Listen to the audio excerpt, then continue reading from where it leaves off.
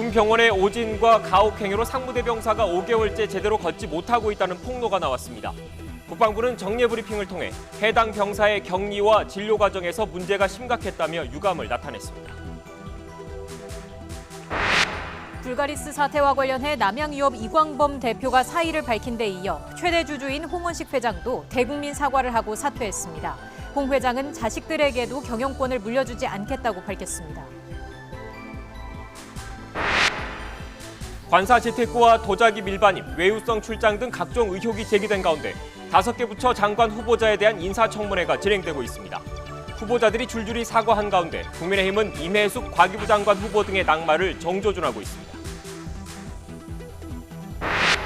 본격적으로 청문회 준비에 착수한 김호수 검찰총장 후보자가 정치적 중립성 논란과 관련해 당연한 이야기라며 열심히 챙겨보겠다고 밝혔습니다. 국민의힘은 친정권 인사이자 사실상의 피의자 신분이라며 지명 철회를 요구했습니다.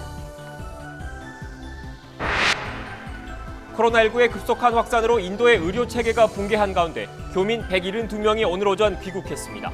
교민들은 임시생활시설에서 일주일 동안 격리 생활을 하게 됩니다. 정부는 추가로 특별기를 편성해 대기자들을 귀국시킬 계획입니다. 14개월 만에 공매도가 부분적으로 재개된 첫날 1조 원이 넘는 공매도가 이루어진 것으로 집계됐습니다.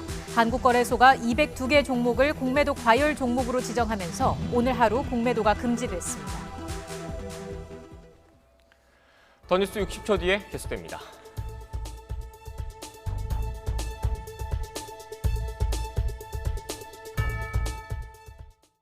우리 교민 170여 명을 태운 인도발 특별기가 오늘 오전 인천국제공항에 도착했습니다.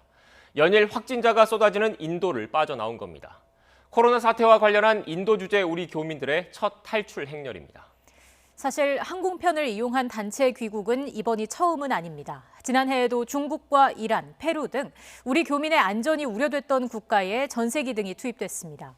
세계적 대유행, 이른바 팬데믹이 강타한 곳들입니다. 이번에 인도로 특별기가 뜬 것도 그만큼 상황이 심각하다는 걸 의미합니다. 실제로 최근 인도의 신규 확진자는 연일 40만 명 안팎을 기록하고 있습니다. 누적 사망자는 22만 명을 넘어섰습니다. 급증하는 환자를 감당하지 못해 의료 시스템은 붕괴 위기에 직면했습니다. 일각에서는 코로나 지옥이라는 비관적인 말까지 나오고 있습니다. 각국이 도움의 손길을 건네고는 있지만 당장 반전의 기회를 잡는 건 쉽지 않아 보입니다. 그럼 취재기자 연결해서 우리 교민들의 귀국 소식 좀 더 알아보겠습니다. 한현희 기자. 네, 외교부입니다. 네, 인도 교민들 애초 예정 시각보다 일찍 도착한 거죠? 네, 그렇습니다.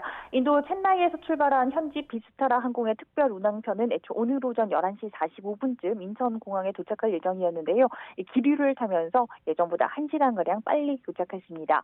애초 탑승 예정 인원은 173명이었는데요. 3명이 확진 판정을 받아서 빠졌고 대신 2명이 포함되면서 모두 172명이 첫 번째 특별 항공편으로 귀국했습니다.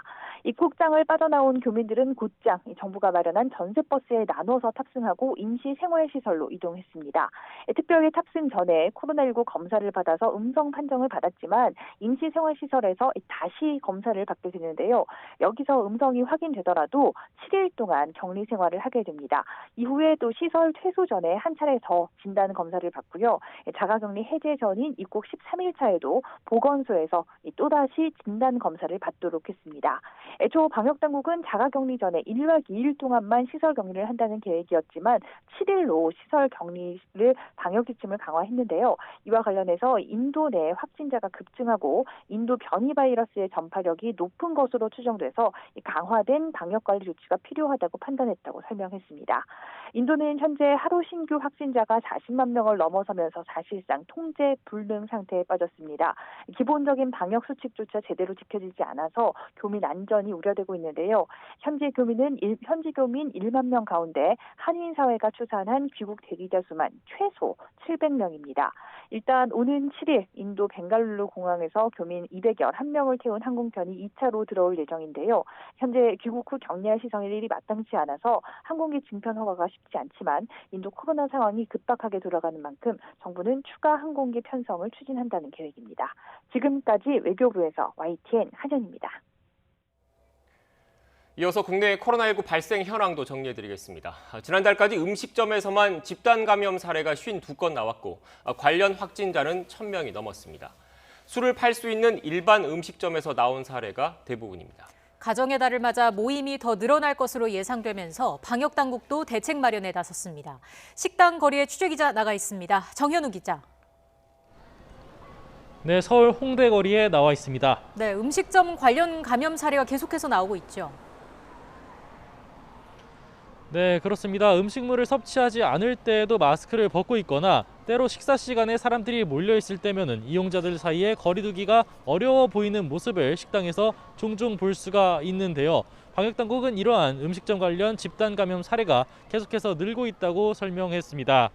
방역당국은 음주가 허용되는 일반 음식점과 그 밖의 휴게 음식점을 모두 포함해 집단 감염이 발생한 건수를 지난 1월부터 종합했는데 모두 52건이 나왔습니다.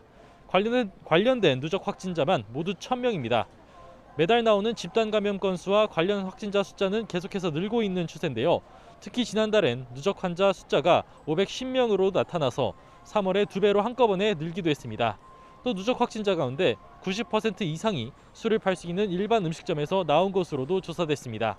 해당 통계를 공개하면서 방역당국은 누적 확진자 57명이 나온 경기 하남시 음식점과 이러한 관련된 역학조사 결과를 설명하기도 했는데요. 모임 참가자 등 손님이 음식점에서 3시간 이상 체류하면서 마스크 착용이 미흡한 채로 대화하기도 했고 환기나 이용자 사이 거리 두기 그리고 소독 등이 미흡했다는 겁니다. 중대본은 음식 섭취를 하면서 마스크 없이 대화를 나누고 감염이 번진다면서 이용 시간을 최소화하면서 먹지 않을 땐 마스크를 반드시 써달라고 당부했습니다. 방역당국은 감염 확산이 좀처럼 꺾이지 않는 와중에 가정의 달인 5월을 맞아 확진자가 크게 늘 것을 걱정하고 있습니다. 특히 집단 발생은 20%대로 줄고 확진자 접촉으로 발생하는 감염의 비율이 40%까지 늘어난 상황인데 야외 활동과 모임이 잦아지면 사람 간의 만남도 잦아지고 감염이 전파가 빨라질 것이 예상되기 때문입니다. 정부는 고위험 시설 선제검사, 특별 방역관리주간 연장 등을 포함한 가정의 달 방역 강화를 추진한다는 계획입니다. 지금까지 서울 홍대거리에서 YTN 정현우입니다.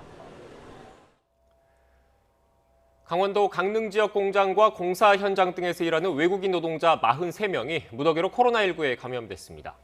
강원 강릉시는 어제 오후 옛 시외버스 터미널에 설치한 선별진료소에서 외국인 노동자 700여 명을 진단검사한 결과 43명이 양성 판정을 받았다고 밝혔습니다. 이에 따라 강릉시는 오늘 낮 12시부터 사회적 거리 두기를 기존 1.5단계에서 2단계로 격상하기로 했습니다. 백신 공급에 대한 우려가 잇따르자 정부가 5, 6월 중에 코로나19 백신 1,420만 회분을 공급할 계획이라고 밝혔습니다. 아스트라제네카 백신은 오는 14일부터 화이자 백신도 다음 달까지 추가로 도입될 예정인데 현장의 불안감은 완전히 사그라들지 않는 분위기입니다. 현장에 나가 있는 취재기자 연결하겠습니다. 엄윤주 기자. 네, 서울 영등포구에 있는 예방접종센터에 나와 있습니다. 네, 지금 그곳에서도 백신 접종이 진행 중이라고요. 네, 오늘도 이곳에서는 만 75세 이상 어르신 640명에 대한 화이자 백신 접종이 이뤄지고 있습니다. 보시는 것처럼 만 75세 이상 어르신이다 보니까 보호자의 손을 잡고 오거나 휠체어를 타고 오신 분들이 많았는데요. 서울 영등포구청도 거동이 불편한 어르신들을 위해 별도의 자가용을 이용해 집가센터에서 직접 이송하는 서비스를 지원하고 있습니다. 이렇게 현장에서 백신 접종이 한창 진행 중인 가운데 어제 정부는 2분기 백신 접종 대상을 대폭 확대했습니다. 애초 3분기에 예정됐던 60살부터 64살까지 고령층이 추가된 겁니다. 400만 3천 명에 달하는데 다음 달부터 아스트라제네카를 맞게 됩니다. 이로써 접종 대상이 애초 494만 명에서 895만 명으로 400만 명 이상 확대됐습니다. 기존 2분기 대상이던 65살 이상 어르신까지 포함돼 나이별로 차례로 접종하기로 했는데요. 또 그간 젊은 층 희귀혈전 부작용 논란에 아스트라제네카 접종에서 제외됐던 30살 미만은 화이자를 맞게 됐습니다. 경찰과 소방대원 등 사회 필수 인력과 군 장병 등 64만 3천 명 접종은 다음 달부터 시작됩니다. 네, 엄윤주 기자, 이렇게 접종 계획은 발표가 됐는데 물량 확보에는 문제가 없겠습니까? 네, 앞서 언급했던 백신 도입 계획이 차질 없이 진행되기 위해서는 가장 중요한 게 화이자 백신 또 아스트라제네카 백신 물량 확보인데요. 실제로 이것도 1차 접종 신규 예약은 받지 않고 있고 2차 접종에 대해서도 백신 수급이 결정이 안 돼 구체적인 계획은 진행되지 않은 상황입니다. 이렇게 빠듯한 백신 공급에 현장에선 이른바 백신 보릿고개라는 말이 나올 만큼 우려의 목소리가 컸는데요. 방역당국도 지금의 수급 불균형 상황은 일시적이고 앞으로 공급 일정에 따라 접종에 차질이 없을 거라면서도 미리 물량 부족 사태를 밝히지 못한 점을 사과했습니다. 대신 추가 백신 도입 일정을 밝혔습니다. 우선 정부는 상반기 확정 물량에 23만 회분이 추가돼 모두 1,832만 회분으로 조금 늘긴 했지만 구체적인 도입 일정은 여전히 공개하지 않았습니다. 대신 아스트라제네카는 오는 14일부터 다음 달 첫째 주까지 723만 회분, 화이자는 6월까지 500만 회분이 차례대로 들어온다고만 밝혔습니다. 또 노바백스와 모더나, 얀센 백신도 상반기 내 도입하기 위해 협의를 진행 중인데요. 이렇게 5월과 6월 1,420만 회분을 공급해 상반기 1,300만 명 접종도 가능할 것으로 내다봤습니다. 이와 함께 국산 백신의 조기 확보를 위한 노력도 강화하기로 했습니다. 정부는 국내 주요 백신 개발 기업들이 올해 하반기 목표로 하는 임상 3상을 신속히 진행할 수 있도록 임상 비용 687억 원을 지원하는 등 총력 지원하고 민관 TF를 운영해 자급화 전략을 수립할 방침입니다. 지금까지 서울 영등포구에 있는 예방접종센터에서 YTN 엄윤주입니다. 집단 면역은 어렵다는 오명돈 중앙임상위원장의 발언과 관련해 방역당국은 집단 면역 형성의 목표는 일상생활을 회복하는 데 있다고 강조했습니다. 중앙사고수습본부는 코로나19 바이러스는 변이도 많고 계속 변화하고 있기에 바이러스 퇴치 목표는 애당초 생각하지 않은 부분이고 목표한 적도 없다며 정부에서 목표로 한 것은 일상생활 회복이라고 밝혔습니다. 한강공원에서 방역지침 위반을 단속하는 공무원들이 사무실과 구내식당에서 상습적으로 술을 마신 사실이 YTN 취재 결과 드러났습니다. 서울시가 코로나19 특별 방역 주간이라며 단속 시간을 늘리고 금주령까지 내렸지만 단속 활동을 도외시한 채 술판을 벌였습니다. 박기환 기자가 단독 보도합니다.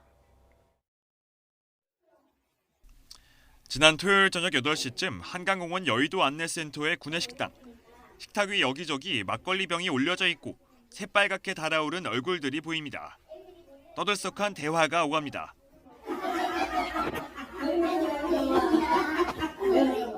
이들은 다름 아닌 서울시 한강사업본부 소속 직원들. 마스크 착용과 5인 모임 금지, 음주 자제 등 공원에서 방역수칙을 어기는 사람들을 단속하는 게 주된 업무입니다. 비슷한 시각 여의도 한강공원. 5명 넘게 잔디밭에서 술을 마시거나 마스크 벗은 모습이 곳곳에서 눈에 띕니다. 하지만 현장엔 청원경찰 한 사람만 보입니다. 함께 단속해야 할 공무원들은 2시간 넘게 술을 마시고 있었던 겁니다. 단속 공무원들을 데리고서 같이 술을 마시고 거기서 뭐 음주가물을 즐긴다는 것 자체가 좀 이해가 안 가고, 그리고 그 나머지 다른 사람들은 나가서 계속해서 근무를 하고 그렇게 사람 많은 데서 고생을 하는데. 이날만 이런 게 아니었습니다. 바로 이튿날인 일요일에는 오후 5시쯤부터 음주가 시작됐습니다. 여의도 한강공원 단속 책임자는 물론 본부 소속 팀장도 함께였습니다. 식사를 마친 뒤 사무실에서 맥주를 들이켜는 직원도 보입니다. 지난달 7일에도 비슷한 술자리가 있었습니다. 주말마다 계속 내려오고 있는 걸로 알고 있는데 그때마다 한 번도 빼놓지 않고 이렇게 술을 마시고 이렇게 즐긴 걸로 알고 있습니다. 술에 취해서 횡설수설을 하고 춤을 추고 몸을 흔들고 이런 일은 허다하고요. 서울시는 지난 3월부터 한강공원에 단속 공무원을 파견했습니다. 특히 지난달 26일부터 일주일을 특별 방역 주간으로 정해 저녁 8시까지였던 공무원의 단속 시간을 밤 11시까지로 강화했고 직원들끼리 술을 마시지 말라는 공문까지 내려보냈습니다. 공공부문 방역 지침도 강화해서 공직 사회가 방역 강화를 위해 솔선수범하는 모습을 보이도록 하겠습니다. 복무 지침을 강화하여 업무 필요성이 있는 경우를 제외하고 친목에 의한 식사나 모임은 금지하도록 하고. 그런데 지침까지 어기고 근무 시간에 술판을 벌인 겁니다. 취재가 시작되자 해당 직원들은 식사하면서 한두 잔 마신 거라며 자주 마시진 않았다고 해명했습니다. 한강사업본부 측은 계속되는 주말 근무로 과중한 업무에 지쳐 일탈한 것으로 보인다며 사실관계를 확인하겠다고 밝혔습니다. 단기간이었으면 절대 그런 일이 없었는데 이게 2년 가까이 지루하게 계속되다 보니까 아마 해이한 부분이 생긴 것 같습니다. 조사를 해서 경정에 따라서 거기에 맞는 처분을 하도록 하겠습니다. 서울시는 해당 직원들을 상대로 조사를 벌여 감사위원회 회부 여부를 검토하겠다는 방침입니다. YTN 박견입니다. 해외 코로나19 상황도 전해드리겠습니다. 일본은 도쿄와 오사카 등 일부 지역에 긴급 사태가 내려져 있습니다. 하지만 일주일 동안 이어지는 황금 연휴를 맞아서 쇼핑가와 관광지에는 인파가 몰리고 있다고 합니다. 올림픽 개최에도 먹구름이 끼고 있습니다. 보도에 김형근 기자입니다. 일본의 쇼핑가와 유명 관광지는 사람들로 넘쳐나고 있습니다. 4월 29일부터 내일까지 이어지는 황금 연휴 기간이기 때문입니다. 연휴 기간 일본 국내선 예약자는 111만 명으로 지난해 같은 기간보다 4배 이상 늘었습니다. 유동 인구가 늘면서 연휴 이후가 걱정되는 상황입니다. 일요일인 그제 코로나19 신규 확진자는 5,900명. 어제도 월요일 기준으로는 15주 만에 처음으로 4,000명대를 넘어섰습니다. 여기에 연휴 여파가 본격적으로 미치기 시작하면 확산세가 더 거세질 수 있습니다. 이에 따라 다음 주 긴급 사태를 해제한다는 일본 정부의 계획도 불투명해졌습니다. 오히려 긴급 사태를 연장하고 적용 지역을 확대할 가능성이 커지고 있습니다. 긴급 사태가 연장될 경우 올림픽 개최에도 먹구름이 끼게 됩니다. 医療の逼迫の状況などを踏まえてオリパラに関わる議論をしっかりとやるべき時期に私は来たと思います。 오자키 하루오 도쿄도 의사회 회장은 도쿄 지역의 하루 신규 확진자가 100명 정도인 상황을 만들지 못한다면 올림픽 개최가 어려울 것이라고 밝혔습니다. 하지만 도쿄의 신규 확진자는 최근 일주일간 하루 평균치가 874명이나 됩니다. 또 최근에는 전염력이 강한 변이 바이러스 감염자가 늘고 있어서 신규 확진자를 100명 정도로 줄이는 건 현실적으로 쉽지 않아 보입니다. YTN 김영근입니다.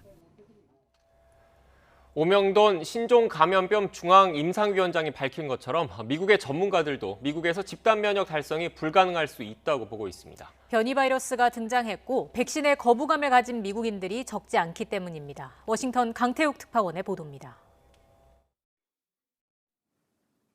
코로나19 초기 미국에서 최대 확산지였던 뉴욕주가 일상으로 복귀하는 움직임을 가속하고 있습니다. 애초 계획보다 앞당겨 오는 19일부터 식당과 체육관 등에 적용했던 인원 제한 규정을 폐지하기로 했습니다. 오는 17일부터는 지하철도 24시간 운행을 재개하기로 했습니다. 인근 뉴저지와 코네티컷주도 함께입니다. Beginning Wednesday, May 19th, most capacity restrictions will end across the tri-state area. That includes retail stores, food services, gyms, fitness centers, amusement and family entertainment, hair salons, barbershops, offices, etc. 감염률과 입원이 꾸준하게 줄고 있어 결정을 내린 겁니다. 하지만 백신 접종에 따른 집단 면역은 아직입니다. 미국 전문가들은 오히려 미국에서 집단 면역을 달성하는 게 영원히 불가능하다고 의견 일치를 보고 있습니다. 바이러스는 몇 년 동안 계속 퍼질 것이어서 관리 가능한 위협으로 바뀔 가능성이 크다는 겁니다. 집단 면역의 기준이 애초 인구의 60에서 70%였다가 전염력이 더 강한 변이가 속출하면서 최소 기준선이 80% 이상으로 올라간 게 하나의 이유입니다. 여기에 백신 접종을 꺼리는 미국인이 30%에 이르는 것도 이유 가운데 하나입니다. Not only from the data, but from conversations with community members and leaders, that there are still people who have questions and want more information about vaccines. 이 때문에 조 바이든 대통령뿐만 아니라 보건당국자들은 연일 백신 접종을 권유하고 있습니다. 자신과 가족, 이웃을 위해 백신을 접종해야 한다는 것인데 거부감 있는 사람들이 팔에 주사를 놓는 것이 미국의 숙제가 되고 있습니다. 워싱턴에서 YTN 강태욱입니다. 조금 전 중앙방역대책본부 브리핑이 시작됐습니다. 현장으로 가보겠습니다. 5월 6일부터 70에서 74세 어르신, 그리고 10일부터는 65세에서 69세, 13일부터는 60에서 64세 연령층이 그 대상이 됩니다. 접종 대상자는 전국 12,751개소 위탁 의료기관 중에서 가까운 의료기관을 찾아 사전 예약할 수 있고 아스트라제네카 백신으로 접종을 받으시게 됩니다. 6월 21일부터는 의료기관 방문 그리고 현장 등록으로 접종을 받으실 수 있습니다. 위탁 의료기관을 통한 예방접종은 4월 중순부터 운영하고 있는 온라인 사전 예약 사이트에서 예약할 수 있고, 또한 온라인 예약이 어려운 어르신 등을 위해 중앙과 지방의 콜센터에서 전화 예약을 지원합니다. 또한 읍면동 주민센터에도 예방접종 담당자를 지정하여 내방하시는 민원인이나 홀로 예약이 어려운 그런 분들께서 예방접종을 하실 수 있도록 지원해 드릴 예정입니다.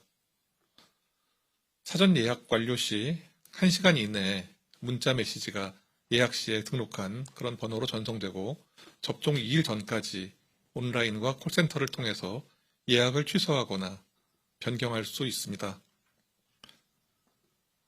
건강 상태가 좋지 않으신 경우에 예약된 접종기관으로 연락하셔서 일정을 변경하시고 또 건강 상태가 좋은 날 안전하게 접종을 받아주시기 바랍니다. 이어서 코로나19 백신 예방접종의 효과 분석 결과에 대해서 설명드리도록 하겠습니다. 저희 방역당국에서는 코로나19 백신 1차 접종을 마친 60세 이상 52만 명을 대상으로 백신 효과를 분석한 결과 86.6% 이상의 높은 예방 효과가 있는 것으로 나타났습니다. 또한 최근 해외 연구 상황을 보면 스코틀랜드의 백신 접종자 약 133만 명을 대상으로 비교 분석한 결과 1차 접종 후 접종한 다음 4주가 지난 시점에서 코로나19의 입원율이 전체적으로 89% 감소하는 효과가 확인되었습니다. 저희 방역당국의 분석은 관찰기간과 연령, 성별 등에 대해서 정밀 결과 산출이 가능하도록 역학적 요인을 보정한 것으로 1회 백신 접종으로도 높은 코로나19 예방 효과가 있음을 다시 재확인한 것입니다. 예방접종 추진단은 이와 같은 특성을 고려해서 코로나19 치명률과 위중증률이 높은 60세 이상의 연령층이 최대한 많이 1차 접종을 받으실 수 있도록 대상을 확대하였습니다. 이러한 계획하에 4월 말까지 각 예방접종센터에서는 1차 접종을 집중적으로 실시하였고, 5월 3주차까지는 1차 접종 대상자 14만 5천 명 이상, 2차 접종 131만 8천 명에 대해서 접종할 계획으로 이 시점 이후에 1차 접종이 다시 본격화될 예정입니다. 아울러서 예방접종의 효과를 높이기 위해서 권고된 기한 내에 2차 예방접종을 반드시 받아야 하므로 사전에 안내된 2차 예방접종 일정을 준수해서 접종을 마치시기 바랍니다. 백신 도입과 관련하여 개별 계약된 화이자 백신 43만 6천 회분이 예정대로 내일 인천공항에 도착할 예정입니다. 이로써 상반기 도입 예정인 700만 회분 중 총 243만 6천 회분이 도입 완료되며 나머지 456만 4천 회분도 매주 순차적으로 도입될 예정입니다. 다음은 변이 바이러스 발생 상황과 인도발 입국자의 격리 강화에 대해서 설명드리도록 하겠습니다. 방역당국은 변이 바이러스 감시 강화를 위해서 관련 분석을 지속적으로 확대하고 있습니다. 외국의 경우에는 보통 확진자 대비 5% 정도 이상을 분석을 목표로 합니다만, 우리나라의 경우에는 지난 일주일만 해도 14.4%의 바이러스 유전자를 분석하였습니다. 지난 일주간 유전자 분석 결과 97건의 변이 바이러스가 추가로 확인되어 지난해 10월 이후 현재까지 확인된 변이 바이러스는 총 632건입니다. 유형별로는 영국이 551건, 남아프리카 공화국이 71건, 브라질 변이가 10건이 확인되었습니다. 지난 일주간에 신규 확인자 97명에 대한 경로를 살펴보면 해외 유입 22명 중 검역 단계에서 9명, 자가 격리 단계에서 12명, 그리고 격리 면제자의 입국 후 검사를 통해서 1명이 확인되었으며 국내 발생 75명은 집단 사례 관련 조사 중에 확인이 된 것입니다. 최근 인도 내에서의 확진자 급증 그리고 변이 바이러스의 확산에 따라 인도발 입국자에 대한 방역 관리를 강화합니다. 오늘부터 인도에서 입국한 내국인과 장기 체류 외국인 등에 대해서는 임시생활시설에서 7일간 격리하며 입국 1일에 1차, 6일차에 2차로 2회 검사를 실시하고 음성 확인자에 한해서만 자가격리로 전환합니다. 또한 단기 체류 외국인에 대해서는 현행대로 14일간 시설 격리를 실시합니다. 5월은 가정의 달로 가족, 지인 간의 모임이 늘어나고 공휴일과 주말에 다양한 행사가 있을 것으로 예상됩니다. 기본적인 방역수칙과 함께 저희 방역당국이 마련한 5월 가정의 달 행동수칙 준수를 당부드립니다. 올해 가족과 지인 모임을 통한 집단 감염은 총 219건이 발생하였으며 관련 환자는 3,643명이었습니다. 주요 발생 원인은 2월 설 연휴 그리고 4월에 여행과 모임 그리고 가족 친지 간의 반복된 모임으로 노출이 있었고 또한 다중이용시설 이용 증가에 따라서 환자가 늘어난 것으로 판단하고 있습니다. 이처럼 명절이나 그런 나들이 또는 모임, 가족 지인 간의 행사를 통해서 환자가 증가하는 그런 경향이 있다고 보고 있습니다. 의심 증상이 있는 경우에는 등교나 출근, 이런 외부 활동을 멈추시고 즉시 가까운 선별진료소를 방문하여 검사를 받아주시기 바랍니다. 절대로 다중이용시설을 이용하셔서는 안 됩니다. 또한 가정 내 어르신이 계신 경우에는 코로나19 예방접종 일정대로 접종을 받으실 수 있도록 도와주시기 바랍니다. 접종 전에 예약 상황을 잘 확인하시고 접종 후에도 건강 상태를 잘 살펴주시기 바랍니다. 바로 내일 어린이날과 주말 어버이날을 맞아 사랑하는 자녀 그리고 부모님, 떨어져 있는 가족들과 함께 식사나 나들이를 계획하시고 계신 분들도 많을 것으로 생각됩니다. 그러나 감염의 위험은 그 사람과 때를 가리지 않습니다. 최근 며칠간 약간 환자 감소가 있었습니다만 지금 방역 당국은 결코 환자 발생을 감소 추세로 보지 않고 있으며 언제라도 다시 증가할 수 있는 상황으로 인식하고 있습니다. 좋은 날, 좋은 사람들과 좋은 시간을 보내는 가장 좋은 방법은 방역의 기본을 지켜주시는 이름을 다시 한번 말씀드리고 싶습니다. 또한 건강한 사회로의 복원은 예방접종을 통해서만 가능하다는 것을 다시 한번 강조드립니다. 접종 순서가 되시면 몸 상태가 좋은 건강한 날 적극적으로 예방접종을 받아주시기 바랍니다. 저희 방역당국은 6월 말까지 1200만 명 이상 접종을 계획대로 진행하면서 우리 사회가 더욱 안전하고 일상에 가까워질 수 있도록 총력을 다하겠습니다. 네, 지금부터 기자님들 질문에 답변 드리는 시간 갖겠습니다. 방역과 관련된 질문을... 네, 지금까지 중앙방역대책본부 브리핑 들었습니다. 주요 내용을 좀 정리해드리겠습니다. 일단 코로나 백신 1차 접종을 마친 62만 명을 대상으로 조사를 해봤더니 86.6%에서 예방 효과가 있었다라는 당국의 설명이 있었습니다. 그리고 확진자가 급증하고 있는 곳이죠. 인도에서 입국하는 사람은 방역 조치를 강화하겠다라는 설명도 있었습니다. 앞서 오늘 오전에 인도에서 우리 교민 170여 명이 1차로 귀국했다는 소식을 전해드렸는데 네. 그 교민들도 이렇게 강화된 방역 조치를 적용을 받습니다. 이렇게 인도 코로나19 상황 심상치 않습니다. 연일 40만 명에 달하는 확진자가 나오면서 현지 의료 체계가 완전히 붕괴했다 이런 말도 나오고 있고요. 코로나 지옥이라는 비관적인 말까지 나오고 있는 실정입니다. 네, 앞서 우리 교민 170여 명이 1차로 귀국했다는 보도 전해드렸는데요. 문제는 당장 상황이 나아질 기미가 보이지 않는다는 점입니다. 인도 현지에 있는 YTN 리포터 연결해서 지금 상황 알아보겠습니다. 김성미 리포터 나와 계시죠? 네, 안녕하세요. 네, 어려운 상황일 텐데 인터뷰에 응해주셔서 고맙습니다. 지금 거주하고 계신 곳이 어딘가요? 네, 델리역 구르가온에 거주하고 있습니다. 거주하신 지 얼마나 되신 거죠? 저는 인도에 거주한 지 13년 정도 되었습니다. 네. 지금 지도로도 나가고 있는데 거주하신 곳이 인도 수도 뉴델리 근처인데 전체적으로 보면 인도 북부 지역에 포함되는 겁니까? 네, 북부 지역입니다. 네, 인도 북부 지역이라고 설명을 해주셨고 지금 저희가 이렇게 앞서 인도에서 거주하는 우리 교민 170여 명이 1차로 한국에 귀국했다는 소식까지 전해드렸는데 그만큼 인도 현지 상황이 심각한 겁니까?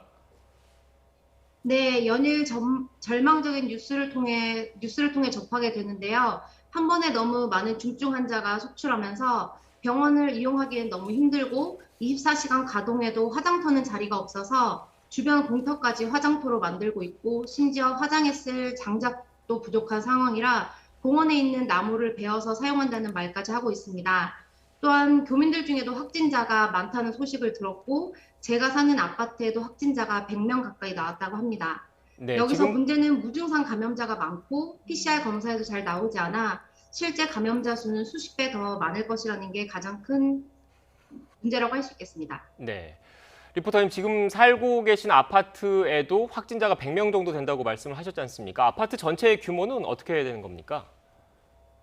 아파트 전체 규모는 제가 정확하게 말씀드릴 수는 없는데 10동이 조금 넘는 걸로 알고 있습니다. 그러면 실제 거주하시는 분은 1000여 명 이상 되신다는 말씀이신 건가요? 네, 1000여 명이 넘죠. 네, 1000여 명 이상인데 그중에서도 알고 계신 것만 100명 가까이 확진자가 나왔다는 말씀이십니까?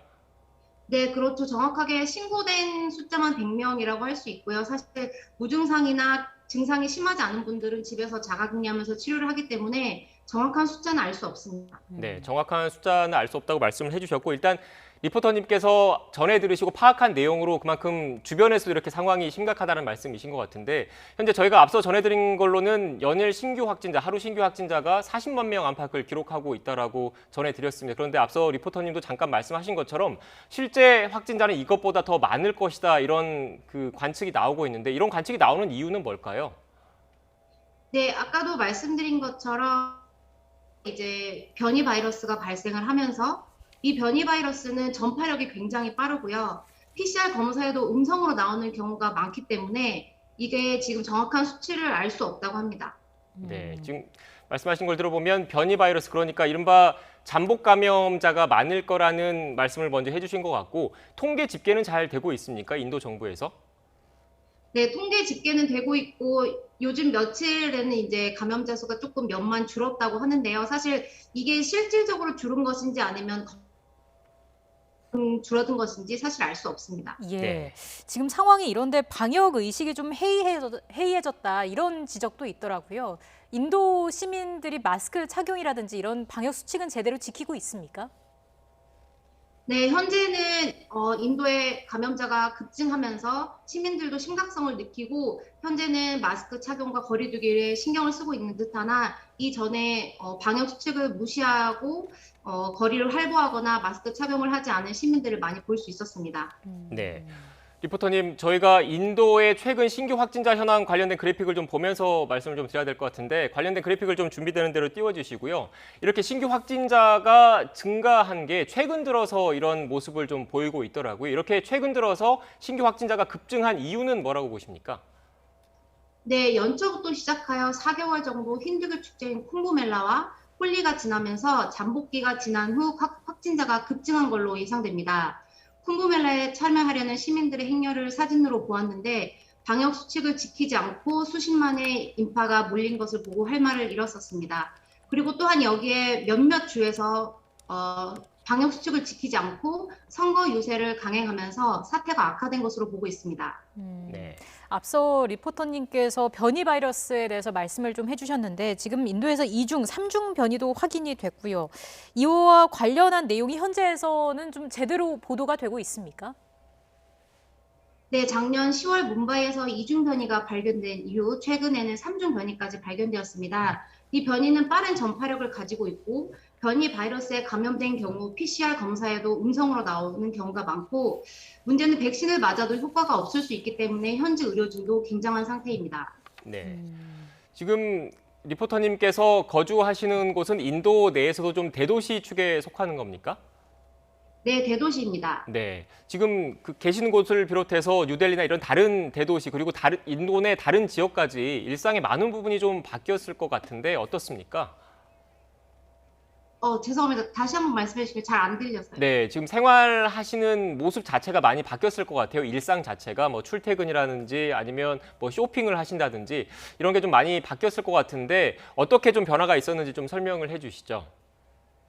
네, 처음부터 이어진 락다운으로 인해서 뭐 많이 다친 상태였고 배달 위주로 그리고 출퇴근도 필요 인력만 나가는 상태였고요. 그러다가 이제 감염자가 줄어들면서 모든 것이 오픈되었었습니다. 그러다가 최근에 감염자가 급증하면서 출퇴근을 제한하고 상점이나 몰 등을 모두 닫으면서 배달 위주로 진행이 되고 있는 상태입니다. 네, 지금 락다운 그러니까 봉쇄령을 말씀하셨는데 이 봉쇄령 자체가 대도시에만 내려진 건가요? 아니면 인도 전역에 내려진 겁니까? 네, 봉쇄령은 인도 전역에 내려진 것은 아니고요. 델리나 뭄바이 등 대도시를 중심으로 락다운이 시작되었고 제가 사는 지역도 지난주부터 락다운이 시작되었습니다. 네. 상황이 뭐 이렇다 보니까 인도 시민들의 분노도 상당할 것 같은데 모디 인도 총리가 이끄는 집권 인도 인민당이 지방 핵심 선거에서 참패를 당했다고 하더라고요. 지금 상황을 인도인들은 어떻게 바라보고 있습니까? 네, 모디 정부는 작년 코로나 사태가 시작되자마자 강력하게 봉쇄 조치를 실시하고 경제보다는 방역에 우선을 두어 초반에 코로나가 퍼질 수 있는 모든 경로를 차단하기 위해서 노력을 하였습니다. 하지만 얼마 못 가 경제 회생의 불안감을 느끼고 모든 것을 한꺼번에 오픈시킨 후에 몇 달간 모든 것이 정지되어 있던 시민들은 경제적으로 많은 어려움을 겪었고 그렇다고 결과적으로 방역에 성공하여 코로나를 막지도 못한 상태가 되었거든요. 2월부터 급감한 확진자 수를 보고 코로나 확산세를 잡았다고 선언하고 방역 조치를 완화하고 선거 유세를 강행한 것으로 알고 있습니다. 시민들의 분노가 선거 결과에 표출된 것이라고 하겠습니다. 네. 리포터님 말씀하신 거를 일단 좀 잘 전해드렸고 이렇게 인도 내 코로나19 상황이 심각하다 보니까 리포터님을 포함해서 현지에 계시는 우리 교민들의 안전이 걱정됩니다. 현재 인도에 우리 교민들은 몇 분 정도 거주하고 계십니까? 인도 전역에 10,000명이 조금 더 되는 교민들이 거주하는 것으로 알고 있습니다. 네, 교민들 사이에서도 이런 코로나 상황에 대한 우려가 크신 거죠? 네, 그렇습니다.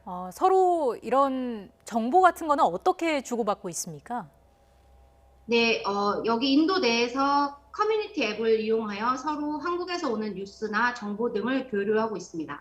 주로 어떤 말씀을 좀 나누시는지요?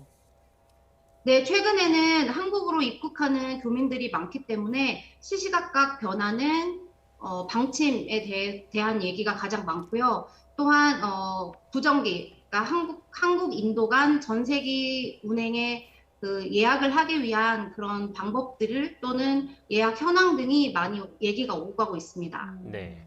지금 인도에 체류하고 계신 교민 가운데 확진자는 몇 분 정도 되는 것으로 파악되고 있습니까? 네, 인도 전역에 100명 정도의 교민이 확진되었다고 나오고는 있지만 사실 무증상이거나 증상이 심하지 않은 분들은 집에서 치료를 하고 계시기 때문에 직접적으로 보고가 되지 않아서 사실 숫자는 이보다 훨씬 많을 것으로 예상하고 있습니다. 이 인도 의료 시스템이 붕괴한 것으로도 전해지는데 치료는 제대로 좀 이루어지고 있습니까? 네, 방금 말씀드린 것처럼 증상이 심하지 않으면 병원에서도 입원을 시키지 않는 상황이고요. 연일 뉴스에서 보면은 밖에서 이제 특히 국립병원 같은 경우는 병원 밖에서 기다리다가 목숨을 잃는 경우도 많고 침대는 병상은 있지만 산소가 부족해서 치료를 못하는 경우도 있다고 합니다. 또한 병원에 입원을 하더라도 돌봐줄 인력이 없기 때문에 옆에서 사망자가 발생하는 것도 지켜봐야 하기 때문에 굉장히 힘든 상황이라고 합니다. 네. 그렇다면 이렇게 열악한 의료 체계, 의료 시스템 환경 속에서 확진 판정을 받았을 때 어떻게 대처해야 되는지 우리 대사관이나 우리 정부를 통해서 전달받은 내용이 있습니까? 네, 확진 판정 후 행동 지침에 대해서는 전달받은 내용은 없습니다. 네. 자발적으로 이루어지고 있습니다. 네, 확진 판정을 받은 이후에 우리 대사관 등을 통해서 어떻게 행동을 해라 이렇게 지침을 받은 건 없고 결국 그 인도 현지 의료 시스템에 의존을 해야 된다라는 말씀이신 거죠? 네, 그렇습니다. 그리고 중증 환자가 발생할 경우에 대사관으로 연락을 하여 도움을 요청하는 것으로 알고 있습니다. 네, 지금 중증 환자가 발생한 경우에 대사관에 연락을 해서 도움을 받는다로 알고 있다고 말씀하셨는데 어떤 도움을 받습니까? 네, 중증 환자들은 아무래도 산소 치료가 시급하기 때문에 현지 병원에서는 병상을 구하기도 힘들고 치료가 어려운 것으로 알고 있습니다. 그래서 아까 말씀드린 것처럼 커뮤니티, 교민들이 사용하는 커뮤니티 앱에 도움글이 올라오기도 하고 또한 대사관으로 연락을 하여 도움을 요청하고 있습니다. 산소통 같은 거를 좀 구해달라 이런 도움을 요청한다는 말씀이십니까? 네, 산소가 필요한 교민들도 있고 또는 수혈이 필요한 교민들도 있다는 글이 올라오고 있습니다. 네. 대사관과 현지 영사관들도 있을 거지 않습니까? 대도시 같은 경우에는. 그렇게 도움글이 올라오면 우리 외교 당국이 잘 도움을 주고 있습니까? 네, 현재 인도 전 지역 한인회와 대사관 측에서 도움을 많이 주고 계십니다. 네, 도움을 많이 주고 계신다고 하셨는데 그것 외에 아무래도 지금 모든 사람이 지금 현재 10,000명가량 인도에 거주하고 계신다고 말씀을 하셨잖아요. 그런데 모든 사람이 그렇게 바로바로 필요할 때 도움받는 게 현실적으로 좀 어려운 측면도 있기 때문에 어떤 도움을 그리고 고국으로부터 어떤 도움을 추가로 더 받고 싶은지를 좀 알려주시죠. 네, 사실 확진자 중에 현재 중증 환자들이 속출하면서 치료에 직접적인 영향을 줄 수 있는 산소 발생기가 가장 필요한 상태라고 할 수 있겠습니다. 그래서 이 산소 발생기가 많이 지원이 돼서 도움을 많이 받으셨으면 좋겠습니다. 네, 이 산소 발생기 외신 등을 통해서 보면 주요 선진국 등에서 산소 발생기를 지원을 하고 있다 이런 소식도 들리던데 이런 지원에도 불구하고 턱없이 모자른 것 같다 이런 말씀이십니까? 교민들 사이에서 아직 부족한 현상은 있지 않고요. 이제 인도 시민들 사이에서 부족한 현상은 있습니다. 정부에서 산소 발생기를 공급을 하려고 하나 어제 뉴스에서도 한 시민이 산소 발생기를 본인 어머님이 쓰시던 거를 VIP에게 공급하기 위해 산소통을 가져가고 있다는 뉴스가 나왔었거든요. 인도 시민들 사이에서는 이 산소 발생기 사용이 조금 어려운 걸로 알고 있습니다. 네, 많은 지원이 좀 필요해 보이고요. 앞서 저희가 전해드렸던 것처럼 인도 교민 170여 명이 오늘 오전에 1차로 귀국을 했습니다. 지금 귀국을 희망하는 분들이 어느 정도로 많으신지요? 네, 인도 전역에 한국 인도간 부정기가 14대 정도 운행이 될 예정인 걸로 알고 있고 지역에 따라 편수가 틀린데요. 지금 벵갈루루 같은 지역에서는 이미 예약이 끝났고 대기자가 70명 정도 된다고 합니다. 네, 일단 이렇게 대기자도 많은 상황이어서 지금 귀국을 희망하시는 그런 수요에 비해서 공급이 좀 부족할 우려도 좀 제기가 되고 있는데 현지 우리 교민들 사이에서는 정부라든지 아니면 민간 항공사가 나서서 특별기나 아니면 부정기 항공편이라도 더 투입했으면 좋겠다 이런 바람들이 나오고 있습니까? 네, 그렇습니다. 인도가 상황이 좋아지지 않으면서 하루빨리 귀국을 원하는 교민들이 많아지고 있습니다. 지금 현재로서 신청을 해도 언제 갈 수 있을지 날짜가 바로 안 나오는 경우도 있고 날짜 또한 탑승 가능 날짜 또한 시시각각 변하고 있어서 많은 교민들이 조금 불안해하는 상태이고요. 네. 부정기가 조금 더 운영이 된다면은 교민들이 걱정을 좀 덜 하지 않을까 생각됩니다. 리포터님, 인도 내 백신 접종 상황도 좀 궁금한데 현재 접종률이 상당히 낮은 걸로 알고 있습니다. 그 이유는 뭐라고 볼 수 있을까요? 네, 사실 45세 이상 백신 접종을 한 후로 지금 5월부터 만 18세 이상도 접종이 가능해졌는데요. 이 백신이 생산을 많이 하긴 하지만 그만큼 워낙 인구가 많기 때문에 접종률이 저조한 것으로 알고 있습니다. 네, 혹시 리포터님께서는 백신 접종을 하셨습니까? 네, 저도 5월부터 접종이 가능해져서 정부에서 운영하는 앱을 통해 백신 접종을 신청하려고 하였으나 현재 백신 접종이 가능한 병원이 없다고 나오고 있습니다. 일단 신청을 하셨는데 이렇게 공급이 수요를 못 따라가는 그런 상황이라는 말씀이신 겁니까? 네, 그렇습니다. 네, 알겠습니다. 일단 지금 앞서 말씀하신 것을 쭉 들어보니까 인도 현지 상황이 많이 심각한 것 같습니다. 그리고 리포터님께서 말씀하신 것처럼 인도에 우리 교민분들이 많이 거주하고 계시기 때문에 고국에서 이런 도움과 지원의 손길이 좀 필요하다라는 말씀까지 전해주신 것 같습니다.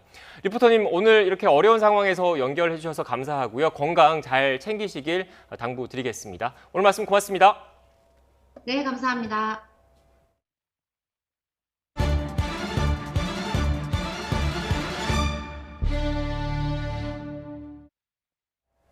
네, 계절의 여왕이라는 5월인데 날씨는 무척 좋지 않습니다. 전국에 강한 비바람이 예보됐는데요.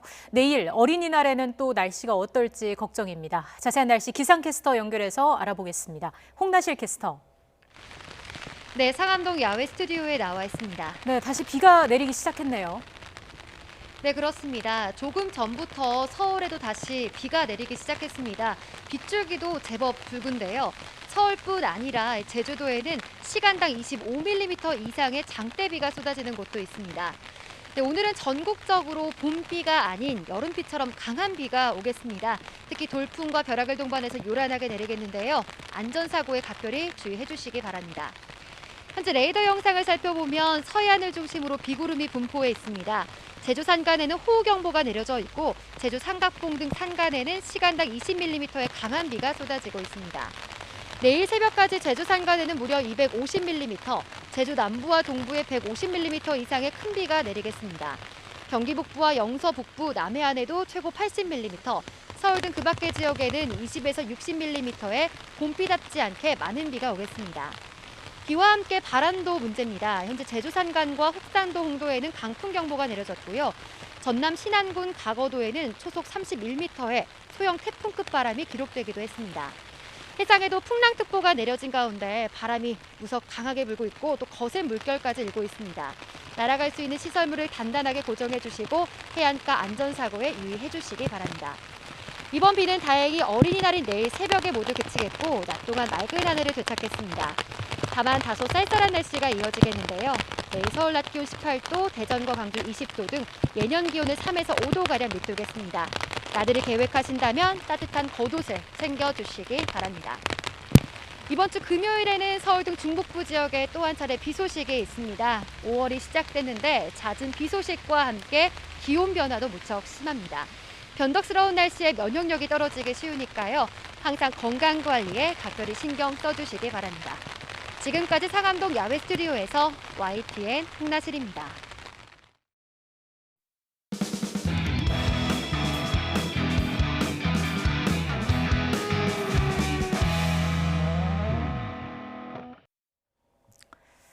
모든 파문은 바로 이 보고서에서 시작이 됐습니다. 지난달 13일 남양유업은 자사 제품 불가리스가 코로나19 바이러스를 억제하는 효과가 있다고 발표했습니다. 단순 발표를 넘어 각 언론사에 보도자료까지 보내면서 적극적으로 홍보에 나섰습니다. 발표가 나오자마자 주가는 장중 한때 20% 급등했고 불가리스 품절 사태가 빚어지기도 했습니다. 하지만 터무니없는 발표라는 질병관리청과 전문가들의 반박이 잇따르면서 곧바로 상황은 반전됐습니다. 결국 발표 이틀 만에 식약처는 식품표시광고법 위반 혐의로 남양유업을 고발했습니다. 위기에 몰린 남양유업, 어제 대표가 사의를 밝힌 데 이어서 최대 주주인 홍원식 회장까지 직접 나서 대국민 사과를 했습니다. 사실 남양유업의 대국민 사과는 이번이 처음은 아닙니다. 때는 8년 전으로 거슬러 올라갑니다. 2013년 남양유업 본사 직원이 대리점 직원에게 폭언하며 구매를 강요하는 녹음 파일이 공개된 건데요. 여기에 반발해 편의점 가맹점주들은 불매 운동까지 벌였습니다. 홈페이지에 올린 사과만으로는 수습이 안 되자 결국 닷새 뒤에 대국민 기자회견을 열었습니다. 하지만 홍 회장 일가 대신 당시 남양유업의 김웅 대표 그리고 본부장급 임원 10여 명이 나와서 고개를 숙였습니다. 최근 사정들을 일으킨 일련의 사태에 대해 의사의 대표로서 책임을 포함하는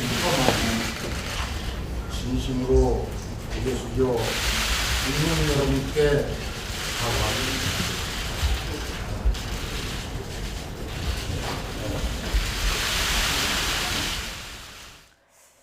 갑질이라는 꼬리표에 2019년 남양유업 창업주의 외손녀 황하나 씨의 마약 투약 논란, 그리고 녹슨 분유통 논란 등이 이어지면서 실적은 곤두박질 쳤습니다. 8년 사이의 매출은 30.5% 감소했습니다. 총수 일가나 경영진의 오판의 대가를 고스란히 대리점주들이 떠안고 있는 상황입니다. 여기에 최근 불가리스 파문까지 벌어지면서 남양유업은 1964년 창사 이래 최대 위기를 맞았는데요. 사안의 심각성을 보여주듯이 이번에는 홍원식 회장이 직접 나서 대국민 사과를 했습니다. 사태가 불거진 지 3주 만이었습니다. 관련 내용 취재기자 연결해서 자세히 들어보겠습니다. 차유정 기자. 네, 경제부입니다. 네, 홍 회장이 사의를 표명한 소식 자세히 전해주시죠. 네, 오늘 홍원식 남양유업 회장은 대국민 사과를 발표하면서 모든 책임을 지고 회장직에서 물러나겠다는 뜻을 밝혔습니다. 홍 회장은 먼저 이번 불가리스 논란과 관련해 코로나19로 힘든 시기에 실망하고 분노했을 국민과 직원들, 대리점주 등에게 사과한다고 밝혔습니다. 이어지는 2013년 대리점 갑질 사건과 외조카 황하나 사건, 지난해 발생했던 온라인 댓글 사건 등 그간의 논란들도 언급하며 이 모든 사태에 책임을 지겠다고 말했습니다. 홍 회장은 자식에게 경영권을 물려주지 않겠다는 뜻도 분명히 했습니다. 또한 자식에게도 경영권을 물려주지 않겠습니다. 사태 수습을 하느라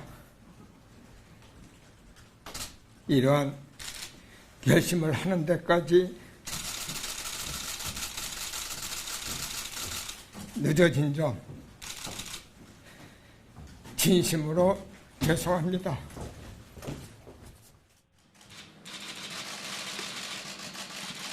이른바 불가리스 사태가 걷잡을 수 없이 커지고 여기에다 최근 장남의 회사 돈 유용 의혹까지 불거지는 등 회사가 그야말로 존필기로에 놓이면서 홍 회장이 사퇴를 결심한 것으로 풀이됩니다.